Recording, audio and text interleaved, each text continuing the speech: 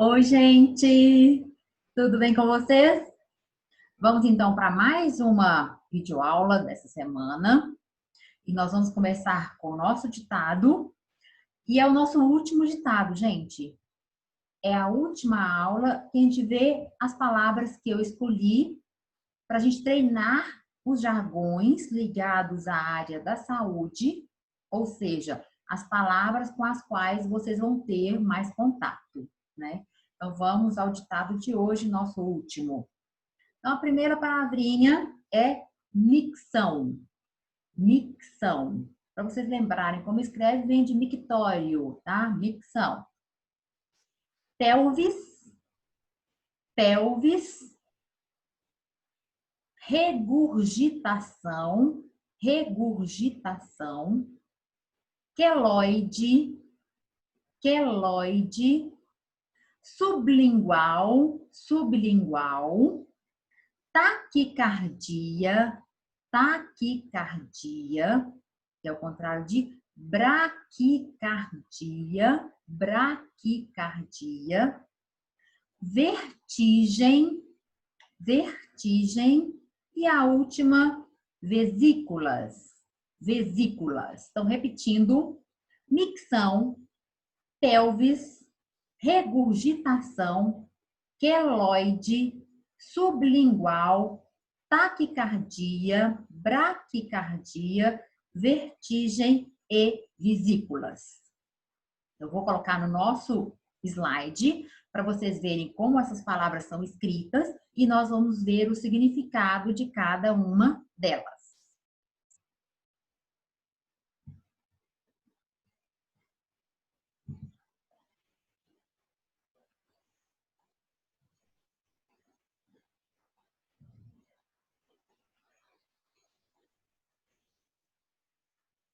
Bom, meninos e meninas, eu vou, antes de mostrar as palavras, corrigir aquela palavrinha do ditado da aula passada que eu já disse a vocês que ela estava faltando um acento, tá?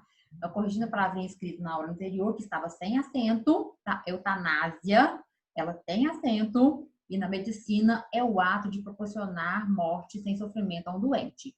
No jurídico é o direito de matar ou morrer por razão anterior.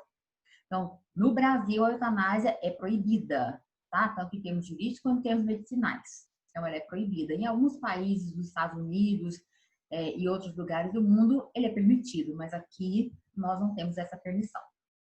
Então, vamos ver as palavras do nosso ditado. Micção, que foi a primeira. Então, tem o C mudo aí, micção, tá? Não é com X, não é com S, é micção, que é o ato de urinar, o ato de expulsar a urina pela uretra. É o ato de fazer xixi, gente. Micção é o ato de fazer xixi.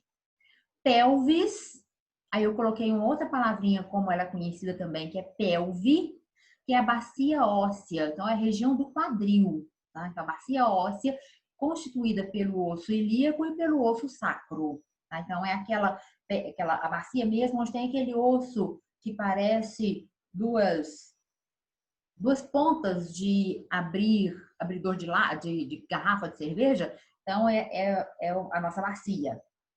Regurgitação. A gente acha que quem regurgita são só os animais regurgitantes, né? Tipo a vaca. Não. Regurgitação é a volta da comida, quando ela sai do estômago e vem à boca. Então, volta da comida do estômago à boca. Esse A aqui também, gente, é craseado, tá? Então, ele é o contrário. Esse A com acento agudo aí não tem.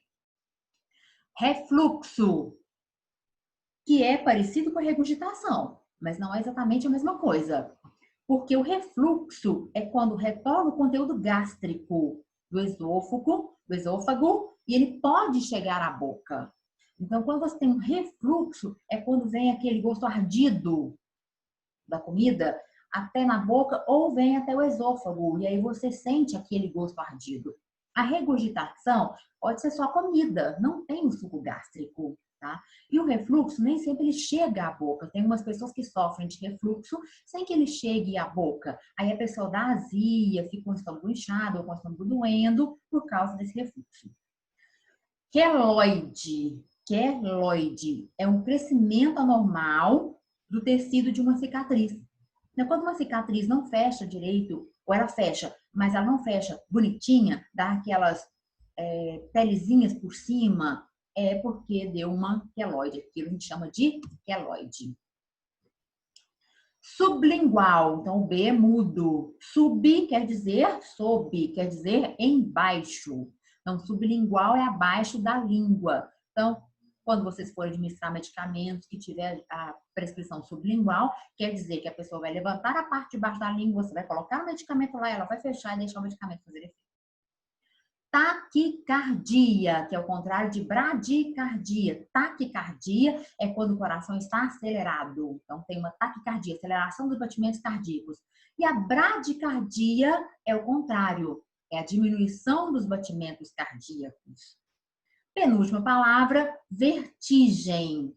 Vertigem é tontura. Então, quando ele fala, nossa, tive uma vertigem, tive uma tontura. Tem gente que acha que quando a pessoa tem uma vertigem, que ela tem um sonho. Não. Vertigem é tontura. Miragem é que às vezes a pessoa está com a falta de hidratação, está com algum dos sentidos debilitado por razões fisiológicas, aí sim ela pode ter uma miragem, que é uma espécie de sonho acordado.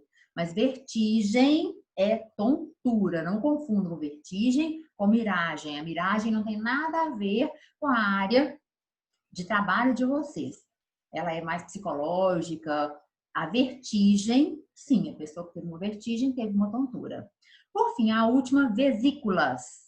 Vesículas são bolhas. Mas, professora, e a vesícula biliar? Isso, a bolinha onde fica o líquido biliar, onde fica a bile. Então, sempre que você ouvir a palavra vesículas, estamos nos referindo a bolhas.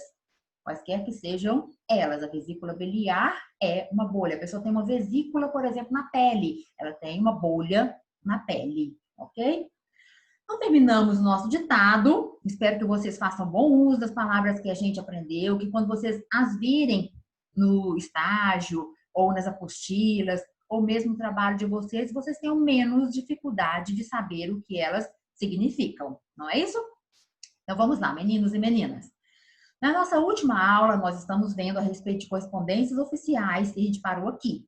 Eu parei para vocês como é que a gente envelopa um documento oficial, uma correspondência oficial, ou como é que é o cabeçalho dessa correspondência oficial. Então, eu disse a vocês o ilustríssimo senhor, excelentíssimo senhor.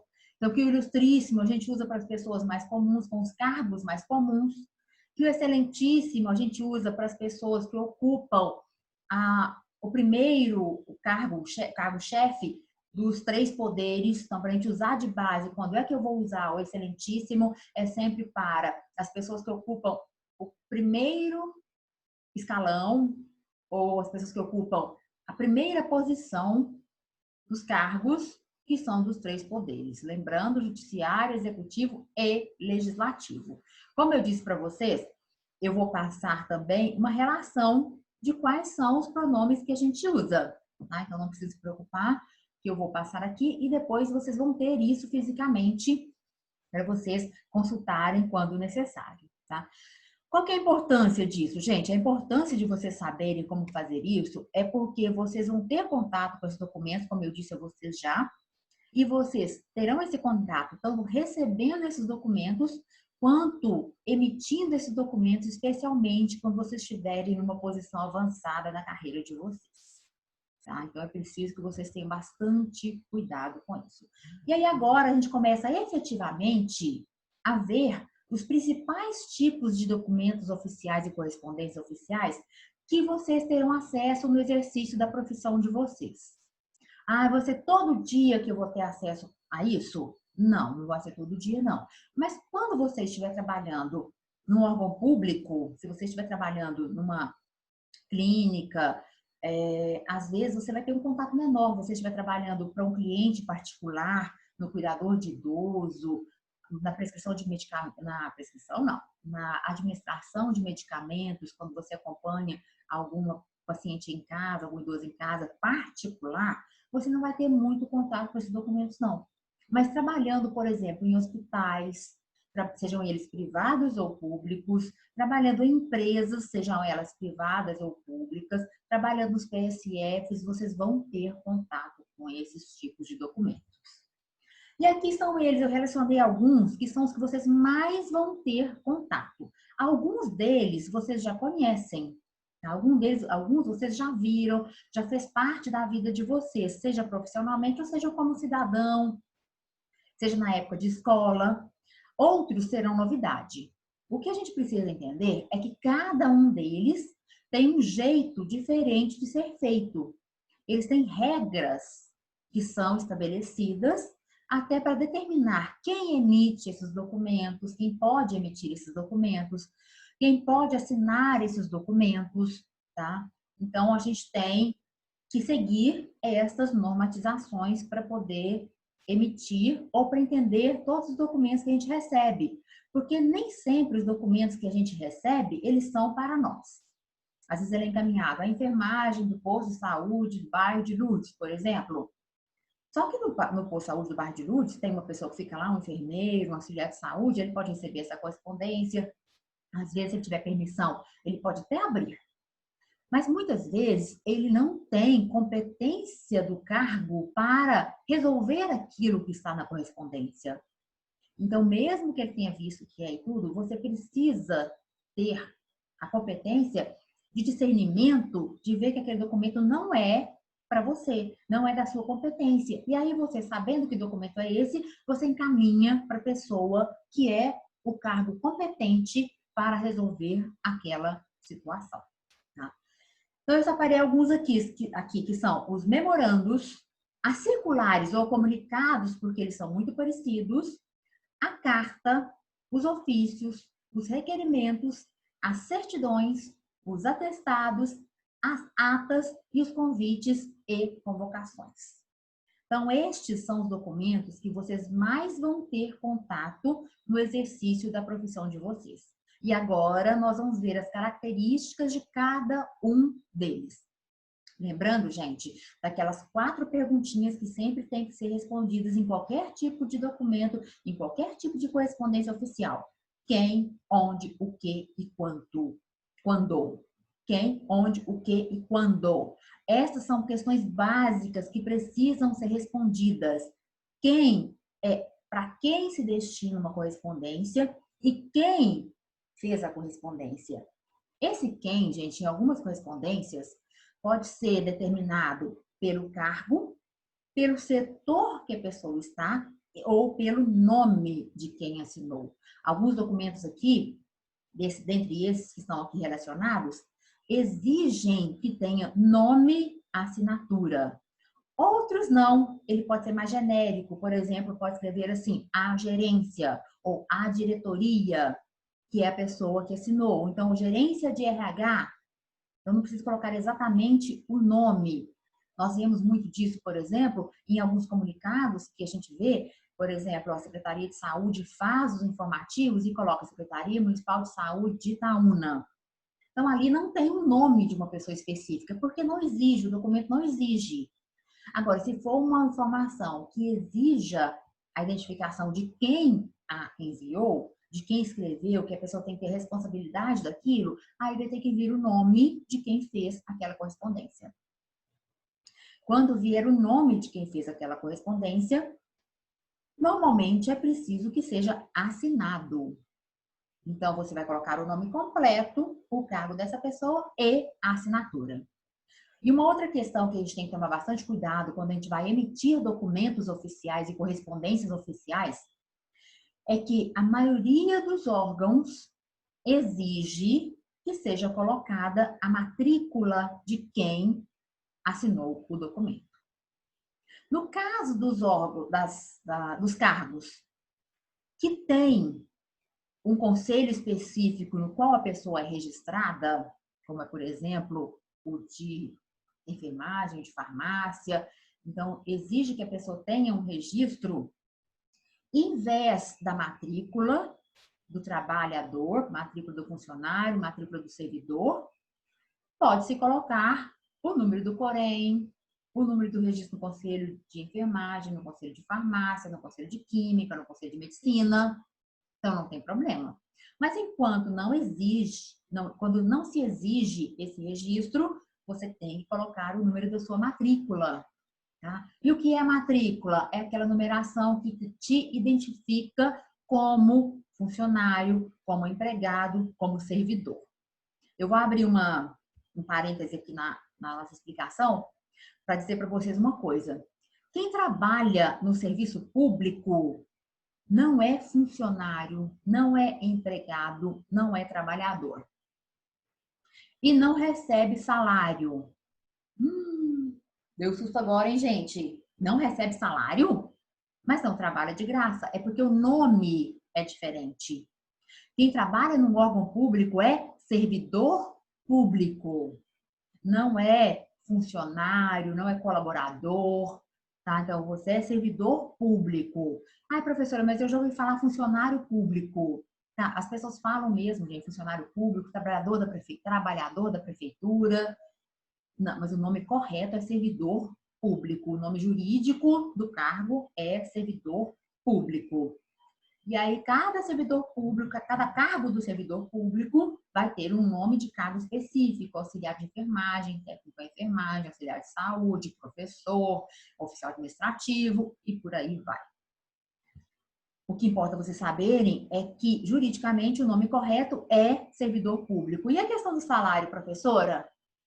A gente recebe, sim, uma remuneração final no final do mês, ao final do exercício mensal, mas essa remuneração não chama salário, ela chama vencimento. Então, os vencimentos de um servidor público são pagos com recursos públicos. De onde vêm esses recursos públicos, gente? Lembre-se da aula anterior, vem do pagamento de impostos dos cidadãos brasileiros. Então, ao mesmo tempo que eu pago imposto, eu também sou servidora pública e recebo o meu pagamento a partir do meu imposto e do imposto que todas as outras pessoas pagam. Tá? Quando vocês estiverem trabalhando nos órgãos públicos, vão participar do mesmo regime de trabalho. Tá? Por exemplo, quem trabalha no órgão público não é contratado pelo regime CLT. Na maioria das vezes, gente, algumas vezes sim. Mas o que rege um órgão público é um estatuto, não é a CLT. Quem trabalha na prefeitura sem concurso público, que são aqueles que são contratados temporariamente por um processo seletivo ou que ocupam um cargo comissionado, esses sim, são seletistas.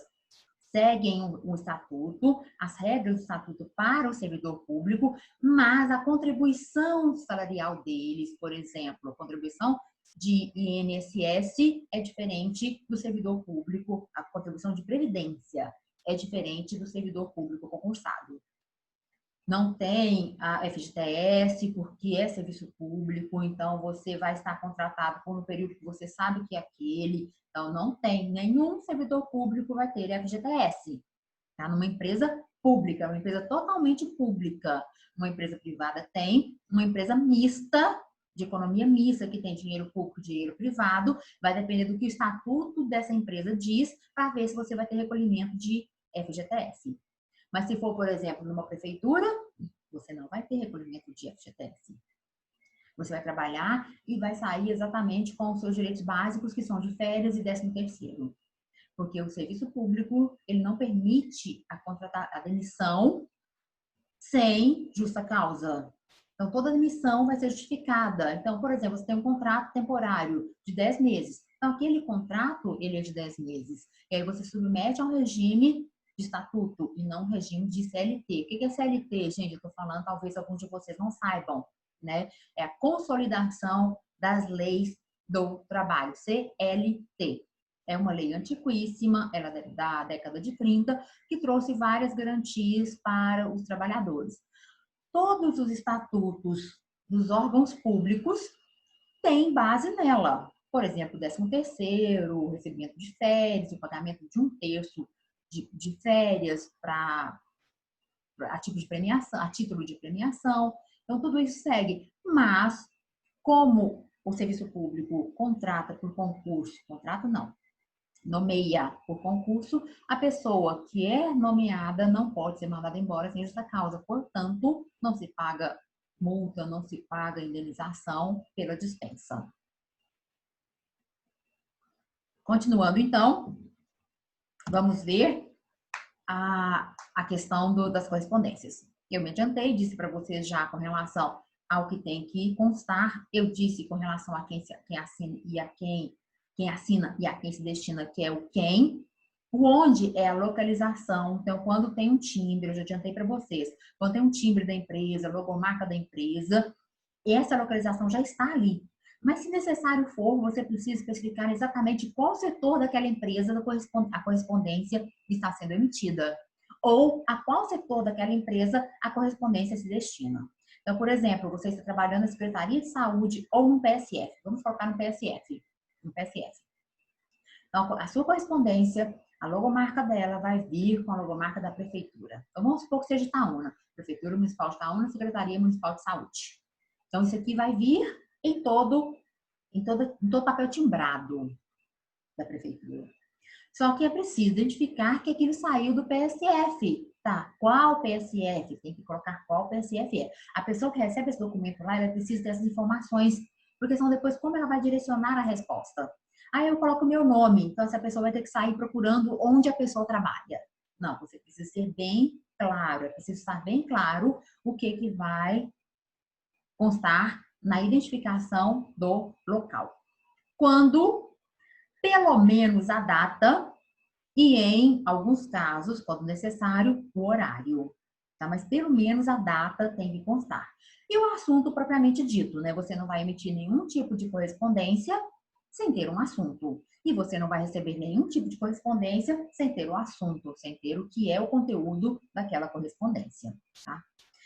E aí, gente, tem uma questão que a gente precisa ver que toda vez que você emite uma correspondência, essa questão, por exemplo, da data, do horário, de quem recebe, de quem emite, é importante que você verifique se essa correspondência precisa ter uma acusação de recebimento.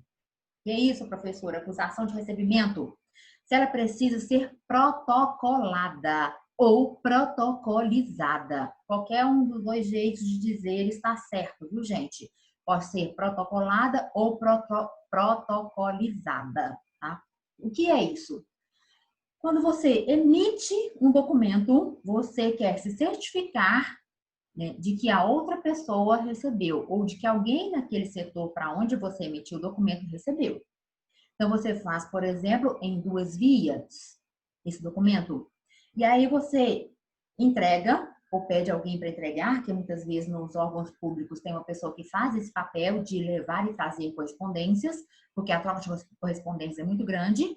Então, a pessoa leva essas 2 vias, pode ser uma original e uma cópia, pode ser as 2 originais, do jeito que o seu setor estiver acostumado a fazer, ou do jeito que você se sentir seguro. Tá?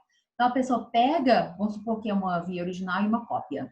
Tá? A pessoa pega, entrega o original e na cópia, quem recebeu, escreve: recebi em 13/7/2020. E aí a pessoa vai ver se é necessário colocar a hora ou não. Então, eu, por exemplo, quando recebo qualquer coisa, eu coloco horário. Às 14h30. E aí eu assino dizendo que eu recebi aquilo. A pessoa que emitiu a correspondência vai ter certeza de que alguém recebeu. Se daqui a um tempo cobrarem dela a respeito daquele assunto, ela vai dizer: olha, foi encaminhado no dia tal e quem recebeu foi a pessoa tal.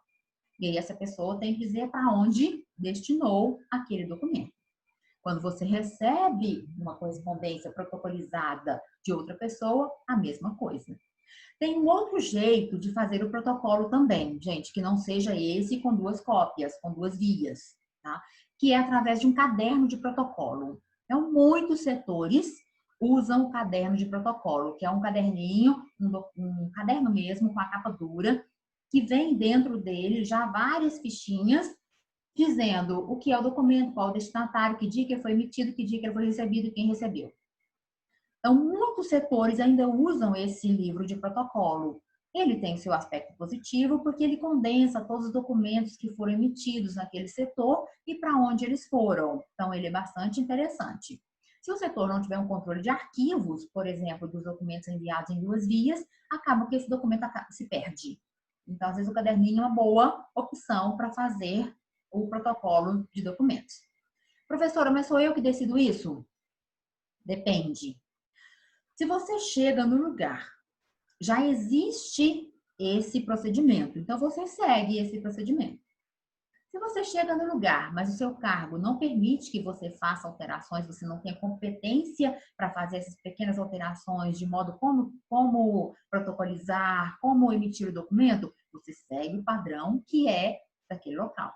Mas o dia que você for um coordenador, que você for um cargo um pouco melhor, que você for um líder daquele setor, aí sim você vai ter condições de tomar essas decisões. Mas se você acha que não está sendo feito da melhor maneira, daquele jeito, você pode sugerir ou determinar um outro jeito de ser feito. Então, o importante é que você tenha o feeling. Feeling é o que, gente? Sentimento. Você sinta como que é o ambiente em que você está. E aí você se adapte a ele e quando puder ou quando for necessário, você sugira ou faça modificações. Depende do que o seu cargo ali permite, do que a sua função permite. O fato é que se você for a pessoa que emite o documento, tenha segurança, certeza de que aquele documento chegou ao seu destinatário, chegou à pessoa a quem ele se destina. Se você for a pessoa que é responsável por encaminhar, por exemplo, o seu chefe ou sua chefe fez o documento, pediu a você que encaminhe, tome essas providências de protocolização para que você tenha certeza que foi recebido pelo outro setor. E se você for a pessoa que recebe esses documentos, também tem esse cuidado. Se foi protocolizado, encaminhe para a pessoa certa, se essa pessoa não for você para responder, encaminhe para a pessoa certa, mas tem um comprovante de que aquela pessoa recebeu. Porque se algum dia quem emitiu falar assim, olha, quem recebeu foi a Juliana tem que dizer para quem que ela enviou aquele documento. Então, para você ter certeza, tenha certeza através de um protocolo. Pode ser no livrinho, quanto pode ser na folha avulsa, tá bom? Ou então, gente, por exemplo, às vezes um setor, o trabalho é pouca gente, e aí é um pouco mais dinâmico a questão do entregar documentos. Então, suponhamos que você recebeu um documento que era para seu chefe ou para sua chefe. Às vezes, fica até constrangedor você chegar lá com um livrinho de protocolo. Assina para mim, recebe para mim. Entendeu? Então, o que você pode fazer? Você pode entregar para a pessoa e falar assim, olha, estou anotando no meu caderno de protocolos que eu te entreguei hoje, ok? Porque você só avisa de um jeito suave, e aí você anota no seu caderno ou nas suas anotações que dia você entregou, o horário que você entregou, entendeu? E aí você passa a ter um certo controle do que você deixou com as pessoas ou não. Uma outra questão interessante com relação ao uso das correspondências. A gente pode usar siglas e termos técnicos em correspondências? Às vezes sim, às vezes não. Quando a sigla for muito comum na área, você pode usar na maioria dos documentos. Tá? Tem um deles, que é a ata, que a gente não vai usar siglas e não vai usar as siglas, eu posso até usar, mas eu preciso identificar o que é aquela sigla, uma ata. No restante dos documentos, essa identificação nem sempre é necessária. Se for um documento emitido e todo mundo que vai receber, que vai ler, sabe o que é aquela sigla, então você não precisa fazer a identificação dela. Por exemplo, Inmetro. Todo mundo que trabalha na área técnica sabe o que é Inmetro. Na área de vocês, vão usar a questão do Inmetro? Sim. Os equipamentos que vocês usam, os instrumentos que vocês usam, a maioria deles tem que ter o seu registro no Inmetro. Mas a maioria, a grande maioria, ou quase a totalidade, tem que ter o registro na Anvisa. Então, Inmetro e Anvisa são duas siglas que são comuns à profissão do técnico em enfermagem ou da área da enfermagem, na área da medicina. Então, em alguns documentos, você pode usar, sim, Inmetro e Anvisa, sem precisar dizer o que é, escrever o significado da sigla. Mas toda vez que nós estivermos fazendo, por exemplo, uma ata, na ata é obrigatório que haja especificação que seja escrito exatamente o que é. Então, mesmo que você escreva Anvisa, toda sigla, gente, é em letra maiúscula, tá? Então, a Anvisa vai vir toda em letra maiúscula em qualquer documento. Então, Anvisa, tracinho, Agência Nacional de Vigilância Sanitária. Colocou isso lá no início, nos outros você não precisa colocar, se você for usar a sigla mais de uma vez. Isso numa ata. Nos documentos comuns, em todos os outros que nós colocamos, que eu coloquei naquela relação, você pode usar somente a sigla, tá? Então, se você vai fazer uma correspondência cuja sigla é específica da sua área, todos que vão ler aquele documento conhecem, você pode usar só a sigla, com exceção da ata. Termos técnicos, sim. Termos técnicos que estão ligados à área, sim. Então, você vai trocar correspondências na área da saúde, tá? Não tem problema nenhum usar termos técnicos ou termos muito técnicos. Já se você vai fazer um documento que não é para ninguém da área da saúde, procure usar um termo que seja mais do conhecimento de todos. Só use o termo técnico se ele for estritamente necessário. Se ele for estritamente necessário. Procure não usar quando a correspondência não for para quem é da área. Tá? Então, por exemplo, nós vimos muitos jargões. E a gente viu que todos eles têm uma explicação que é simples, uma explicação que é do entendimento de todos. Então, se você precisar usar algum deles, tá? Use a explicação daquele. Tá? Use o significado daquele. Ai, professor, então eu não posso usar vesículas? Não, vesículas pode, porque vesícula é um termo, jargão ligado à área da enfermagem, mas ele é do conhecimento de muita gente. Ele não é um termo especialmente técnico. Tá? Por exemplo, se você for usar o esfigmomanômetro, por exemplo, aí não. Esse é um termo mais técnico. As pessoas normalmente não conhecem. Quantos de vocês, quando começaram a fazer a enfermagem, a primeira vez que um professor citou esse esfigmomanômetro, vocês acharam um nome estranho e perguntaram o que é isso? Então, imagine as pessoas que estão lá fora que não conhecem essa palavra. Então, você vai dizer o quê? O aparelho de medir pressão, o aparelho de aferir a pressão, o aparelho de ver a pressão. Tá?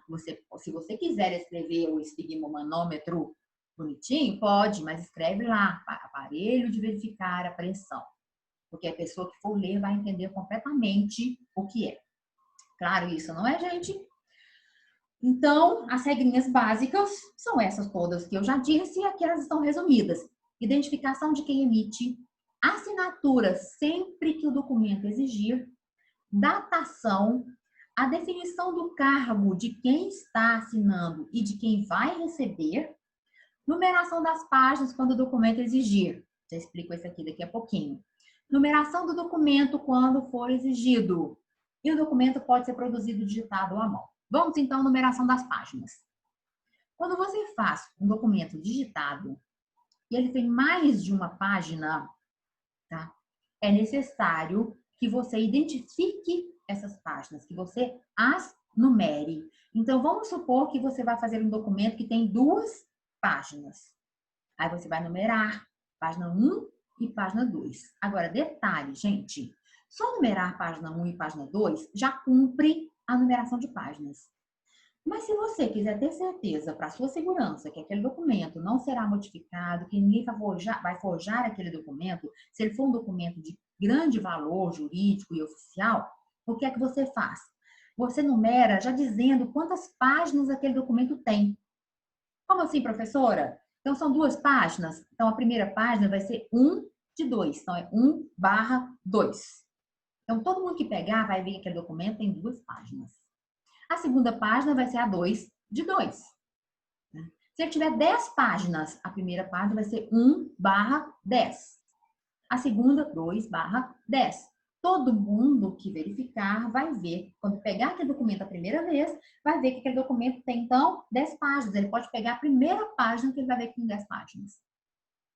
Isso serve para quê, gente? Para minimizar a possibilidade de alteração documental. Tá? Então, é preciso ter muito cuidado na hora de escolher como você vai fazer esse documento, qual é o assunto desse documento, e se você vai paginar simplesmente, ou se você vai paginar ou seja, numerar, identificando quantas páginas o documento tem. Tem documentos que é obrigatório que sejam numeradas as páginas. Outros é você quem decide, tá? Não tem problema. Tem muitos formulários, por exemplo, gente, da área da saúde, que eles já vêm graficamente prontos, vocês vão ter contato com muitos deles, eles já vêm graficamente prontos. E eles já são feitos com numeração dupla, com cópias duplas. Então, tem alguns documentos que tem 3 cópias. Tá? Então, tem a primeira, que é original, tem a segunda, que é para uma via, para um setor, e tem a terceira, que é a via para outro setor. Às vezes tem mais, às vezes tem menos, às vezes tem 2, às vezes tem 3, às vezes tem 4. É como se fosse uma notinha com cópia.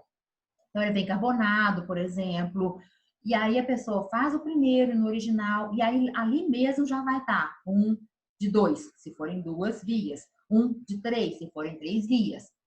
E como são muitos documentos que vocês usam, ou formulários que vocês usam, que são padronizados pelo Ministério da Saúde, então, às vezes, eles têm até uma cor específica.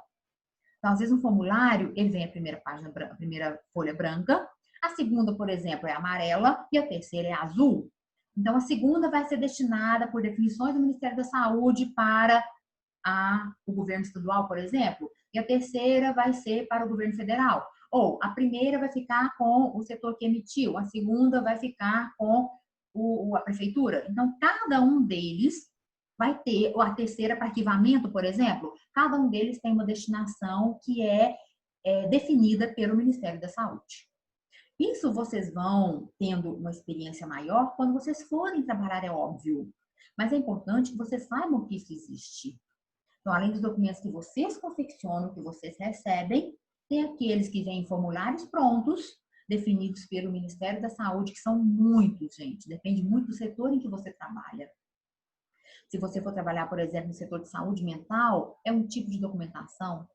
Se você for trabalhar na saúde da família, no PSF, é outro tipo de documentação. Se você for trabalhar na sede administrativa de uma secretaria ou do hospital, é outro tipo de documentação. Então, existem regulamentações que são específicas da Anvisa e do Ministério da Saúde que nós temos que seguir, tá? Que vocês vão fazer bastante uso. Então, às vezes, essa numeração de páginas já vem pronta e às vezes é você que decide como você vai numerar. O próprio documento ser numerado, quando exigido, não quer dizer numeração das páginas, tá? É a numeração do documento. Como assim, professora? Então, ali nós vimos que as páginas são numeradas, a quantidade de páginas que tem. Agora, às vezes, o documento é que precisa ser numerado. Então, vamos pegar um exemplo de um documento que precisa ser numerado, um memorando. Memorando são os documentos que vocês vão ter muito contato, especialmente para quem for trabalhar em secretarias municipais de saúde. Tá?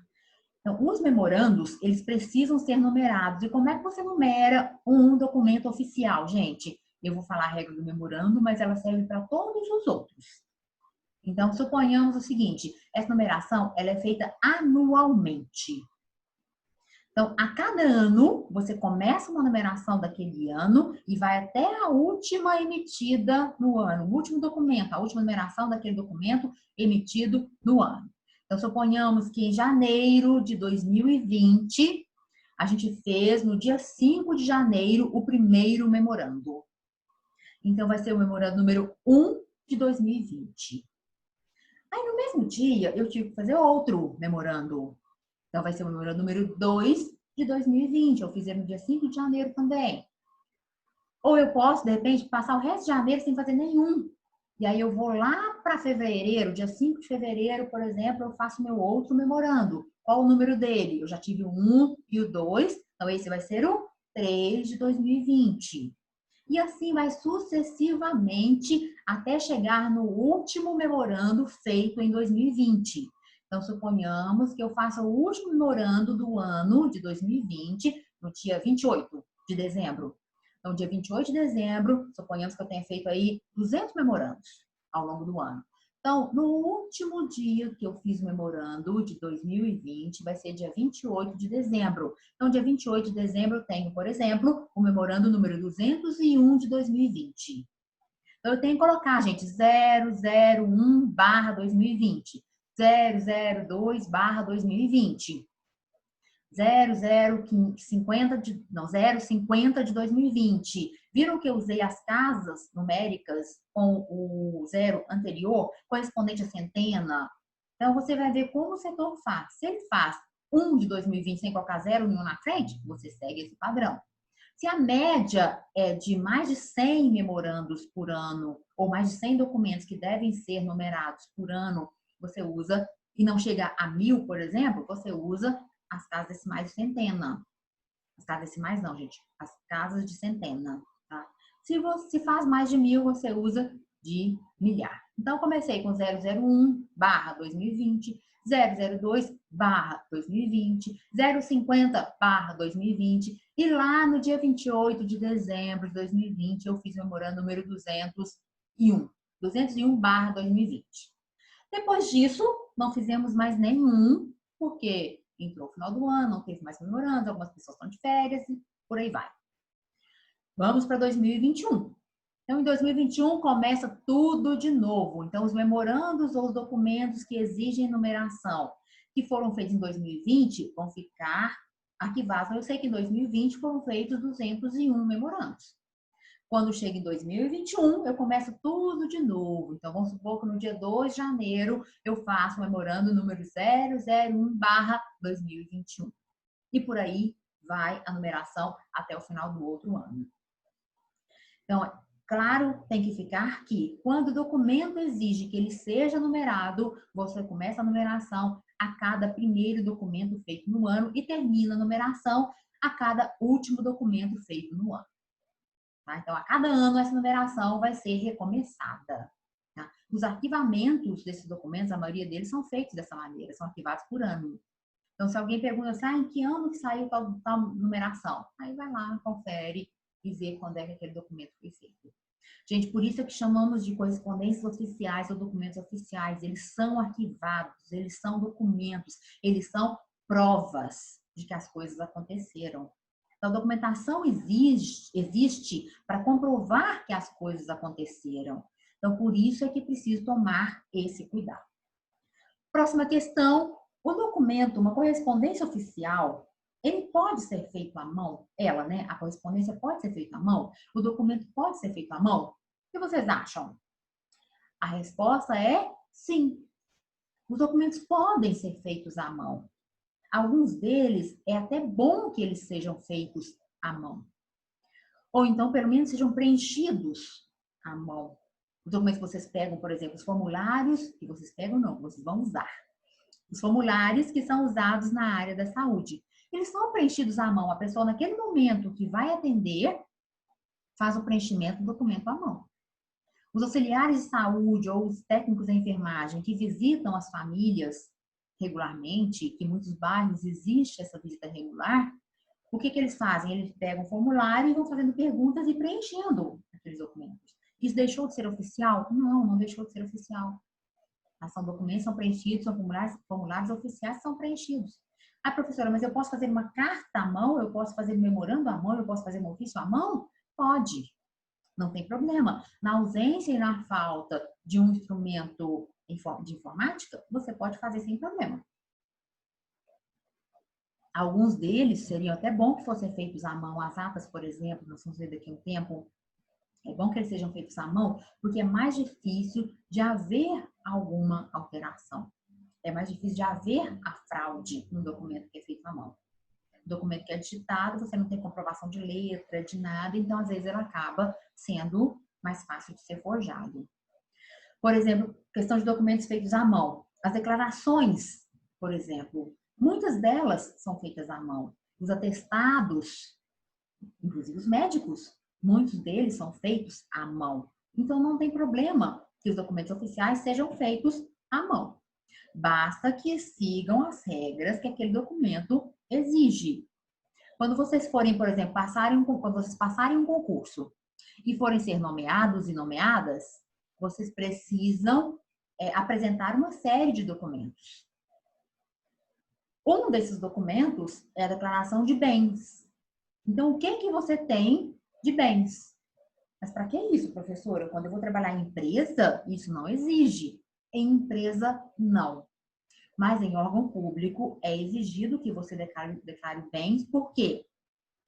Porque se depois de um tempo você aparecer com muitos bens, sem ter nenhum motivo específico, e você estiver envolvido em algum tipo de escândalo público, eles vão verificar, olha, essa pessoa aqui falou que não tinha bem nenhum quando ela começou a trabalhar, e agora ela tem casa, tem carro, tem sítio, tem fazenda, tem uma casa lá em Capitólio, tem uma mansão alugada, então essa pessoa teve algum problema. Agora não, se você começa e já declara que possui uma casa, que possui um sítio, que possui um lote, então você já começou no serviço público com alguns bens. Os outros que você adquirir e que forem passíveis de comprovação de que são adequados à sua renda, aí tudo bem. Professor, mas se eu tiver uma herança? Não, você tem a comprovação. A herança não tem problema nenhum, porque você tem a comprovação de que teve herança. Essa questão da declaração de bens, quando você vai assumir um cargo público, é para que no final das contas seja verificado se você teve algum enriquecimento ilícito. Por isso, gente, que é interessante não mentir. Especialmente a pessoa que vai ingressar no serviço público, não minta com relação aos bens que você tem. E na declaração de imposto de renda, todo mundo que for servidor público, obrigado a declarar o imposto de renda, faça isso. Porque depois de alguns anos, a gente nunca sabe o que vai acontecer daqui a 10, 15 anos. Você está num cargo maior, está num cargo melhor e tem algum tipo de escândalo, algum tipo de problema, você precisa comprovar que não houve enriquecimento ilícito. Que você não recebeu nenhum benefício para comprar aquele imóvel, para comprar aquele carro. E essa declaração que você faz, ela às vezes é de próprio punho. Então, algumas prefeituras exigem que a pessoa declare de próprio punho. Declaro na data de tal que possuo um imóvel no bairro tal, um lote com tantos metros, e que aí você já declara quais bens você tem. Outras prefeituras já dão um formulário para que a pessoa então preencha esse formulário. Um outro documento, que é a declaração também, que a maioria dos órgãos públicos pede, é o acúmulo de cargos, tá? A pessoa não pode acumular cargos que estejam indo contrários à Constituição Federal. Então, a Constituição Federal, ela permite o acúmulo de alguns cargos. O que é acúmulo, gente? É você exercer 2 cargos ao mesmo tempo. Então, tem alguns cargos que são permitidos, outros não são permitidos. Então, é preciso ver bastante bem, é preciso ter certeza de que as declarações que você está emitindo, sejam elas de próprio punho, sejam elas preenchidas, um formulário preenchido, que elas sejam verdadeiras. Porque as declarações, elas têm valor jurídico. Elas têm um valor porque você está declarando e assinando que aquilo é verdade. Se aquilo for mentira e houver um processo judicial, você vai ter que responder pela mentira que você disse, ok? Então, gente, por fim, antes de começar aqueles documentos todos que a gente viu, eu preciso esclarecer com vocês que as correspondências podem ser feitas de maneira interna e de maneira externa. As correspondências internas, como o próprio nome diz, elas ficam dentro. Dentro de onde, professora? Elas circulam dentro de um órgão específico ou dentro de uma empresa específica. Então, seja uma empresa pública, seja uma empresa privada, seja uma empresa de economia mista, as correspondências internas são aquelas que circulam dentro dessa empresa. Então, vocês têm que pensar, por exemplo, se estiverem trabalhando numa secretaria de saúde, numa unidade básica de saúde, qual que é a empresa que constitui a secretaria de saúde ou a unidade básica de saúde? É a prefeitura. Então, todos os documentos que circulam em todos os órgãos, em todos os setores da prefeitura, são correspondências internas. Clínica Vox Day, por exemplo, ela é uma empresa, é uma clínica, que tem vários médicos, que tem vários setores, vários andares, tem laboratório. Então, todos os documentos que circulam dentro da clínica Vox Day são documentos internos, são internos daquela empresa. Consequentemente, as correspondências externas são aquelas que são trocadas para fora da empresa, que são enviadas ou recebidas de fora da empresa. Então, a prefeitura, por exemplo, emite um documento para a clínica Vox Day, então esse documento é externo. Do ponto de vista do emissor, de quem emite, então a prefeitura emitiu para a clínica Vox Day, então é externo. Do ponto de vista do receptor, também, quem recebeu a clínica Vox Day, ela recebeu a correspondência interna da prefeitura? Não, ela recebeu a correspondência externa. Então, a gente tem a correspondência que é emitida para os setores que formam, que constituem aquela empresa, e a gente tem a correspondência externa, que é qualquer setor daquela empresa emitindo para uma outra empresa ou para qualquer setor de outra empresa. Então, nós temos alguns documentos, gente, que são somente externos. Nós temos outros que podem ser internos ou externos. A gente vai ver aqui todos eles, tá? Se você está na prefeitura, por exemplo, trabalhando numa unidade básica de saúde, você vai emitir um documento para, por exemplo, o setor de recursos humanos da prefeitura. Essa correspondência é interna. Se você, coordenador do PSF, vai emitir um documento para a farmácia que funciona próximo do PSF, você vai pedir alguma ajuda, vai pedir uma doação, qualquer coisa assim. Esse documento é um documento externo. Você está mandando ele para fora da prefeitura. Então, é preciso compreender isso. Essa farmácia, por exemplo, tem um PSF próximo à farmácia e ele resolve fazer algumas doações. Ele manda um documento para você, se posicionando, perguntando se vocês aceitam as doações. Então, esse documento é um documento externo. Aí você recebeu esse documento da farmácia e você precisa pedir autorização para o seu superior ou para a Secretaria Municipal de Saúde para ver se você pode receber aquela doação.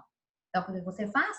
Você faz um documento, um memorando, encaminhando para a Secretaria de Saúde, para a coordenação do PSF, para a coordenação das unidades básicas de saúde, para a coordenação de enfermagem ou para o almoxarifado, vai depender do que seja o seu setor, perguntando se é possível aceitar aquela doação. Então, aí você fez um documento interno. Você recebeu um externo, a partir dele você gerou um interno. Bom, aí veio a resposta lá do setor de almoxarifado da Secretaria de Saúde que você pode sim aceitar aquela documentação, aquela doação. Então, o que é que você faz? Você vai emitir um outro documento, ou responder aquela pergunta, aquela correspondência para a farmácia de que sim, você pode receber a doação, que eles podem fazer a doação direto no PSF ou no almoxarifado da Secretaria de Saúde, vai depender do que seja o acordo que aconteceu. Normalmente, isso vai para o almoxarifado para depois ser distribuído para as unidades básicas de saúde, tá? Então, aí você vai responder para essa farmácia que sim, é possível receber a doação, que ela pode ser entregue no almoxarifado ou que ela pode ser entregue lá, você vai dar a resposta que ele pediu. Ou você vai aceitar o que ele propôs. Então, vocês viram que nós temos aí uma troca de correspondências, tanto interna quanto externa.